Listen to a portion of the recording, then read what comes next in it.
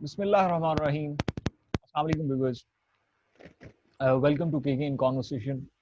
Today we are discussing US and New Zealand's relationships, and we have seen in recent weeks a very disturbing comments from both the sides.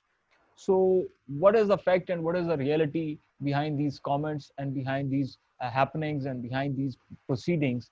I have with me a friend of mine, Mr. Waqar from New Zealand. Hello, Waqar. How are you? Good. I'm good. You're doing good. I Enjoying hope the weather. I hope you are safe and sound because this second outbreak of COVID-19 is Yes. alarming for all of us and over the globe. Yes. Yes. Absolutely. It is a big problem all over the world.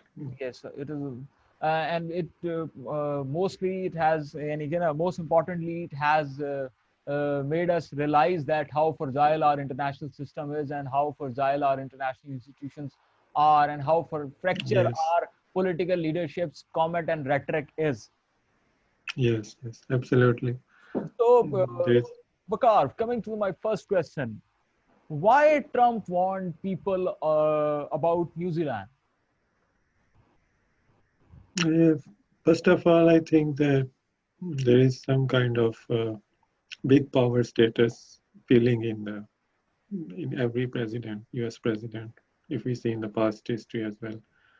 Because the US is a no doubt it's a global power. It has its influence all over the world in terms of the military, in terms of defense spending, in terms of its population, in terms of its technological output. So indeed, it has some kind of pride in that. So there is a feeling of pride in Trump's statements as well. And if you look at he consecutively gave three statements for New Zealand. So I think there was some element of a big power status as well as a kind of a comparison between New Zealand and United States. That New Zealand is a very small country. Like I remember he mentioned like they are beautiful. So he was referring specially to the image of New Zealand. So he was trying to just make a comparison in a way that like that the US is more advanced, more powerful, and therefore it's more doing good against combating against the COVID-19.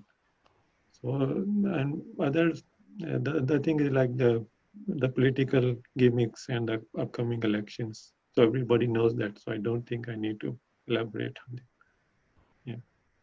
Yeah, thank you. So we've seen that Jacinda Ardern give a very firm response, very diplomatic, and if we say a very pertinent answer and a pertinent reply to Mr. Trump and Trump administration. If we move further, Vakar, and my second question is about predicting the future. New Zealand and US are the Pacific partners. Yes. US and New Zealand relations, uh, they are considered as very vital in this Pacific region and all that. So, Yes. could there be any possibility of the policy of New Zealand's policy to maturing a relationship with China a point of worry for America? Yes, there is a great debate in New Zealand that whether we should go with the United States or whether we should go with China. So I think my answer to this question will be like a little bit going into the history of the New Zealand-US relations. So if we go back in the 1987, 1985 period, so there was a treaty named the NZS Treaty, the Australia, New Zealand, United States. So New Zealand kind of backed out from that treaty because New Zealand's stance was that it won't go nuclear.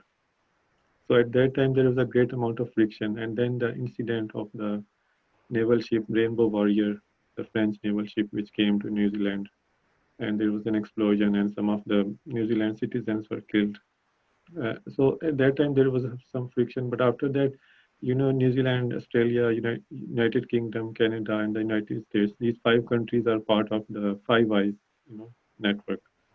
So there is a great amount of intelligence sharing between these countries, and the point then comes again to the fact that these Australia and New Zealand both they look for the economic for the economic relations, they go for China, and for the defense relations, they go to the United States. So, but this is a tricky balance if we look, in greater detail, because it's not easy to balance between these two relations. And there is also some literature coming out from the academicians here that China is interfering in the New Zealand's political system. Even they are, funding the party campaigns, they are launching their own candidates. It's up to that extent. I'm just putting it in very clear terms. So yes, there is some friction, but at the same time, they can't, completely break up with China, and it's Because quite a tricky situation. Yeah. there is one more development in that Pacific region, is that the development that are going on the Quad talks, the Yes, US, Australia, Japan, and India. yes. These four countries are making an alliance to dominate the Asia Pacific. So, is this could be also a reason, a point of worry for New Zealand or New Zealand administration? Yes, there are much talk about this, and there, there is some skepticism over China as well, like they are influencing their economy and their, all of the businesses and the presence of a lot of Chinese citizenship. So just a good point of reference is Professor Annie Mary Brady from the University of Canterbury. So she is a firm critic of China, and she has uh, got international recognition because of the critical writings against China. So you can see the way the air in here, like the academicians are also pointing out that how China is influencing. And talking about the geostrategic, yes, there is some talk over here, like for example, in the South China Sea, yeah, New Zealand had a particular stance, like which is very much same to that of the international law and the United States. But the Chinese then informed them in private that please don't do it in the public. If you have some concerns, then tell us in private. Right. So yes, these are the things which are going on here. Yes.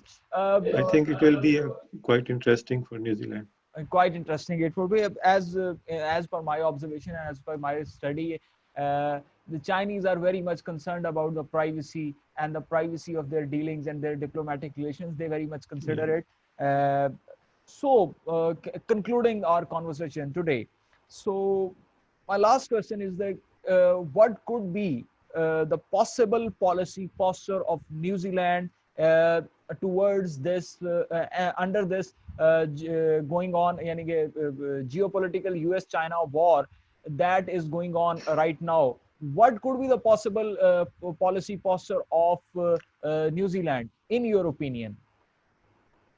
I think that New Zealand should look for some new partners instead of going for the United States. I think there is a good some it can find some good partners in the European region. I think France is a very good like partner. It can become a good ally of New Zealand, and in terms of economic dealings, in terms of defense specs. So I think instead of going straight towards the US and then making China angry, this is not the way I think the things will go in the future. So I think there will be some policy shift, like moving towards the European powers, the great powers, the major powers. So that will be a kind of more balancing, and at the same time, playing out the cards in a good and tactful manner. So I think that policy will be more fruitful in the long term for New Zealand and both Australia and New Zealand. I think so. Thank you, Waqar. Thank you so much for Thank your you. time and Thank you. your precious comments. They are very dear to me, like you are dear. So, audience, for you, if I may conclude this, uh, in this new US-China geopolitical contest, it is very hard for countries to form the posture, a policy posture towards this, how they are gonna deal with this complex relationship of two global powers, is a very big question for people, for scholars, and for the foreign policy experts and for the diplomats, but especially. So I hope you enjoy this conversation. Thank you very much, audience. Thank you. Thank you, Thank Waqar. you. Thank you. Thank you.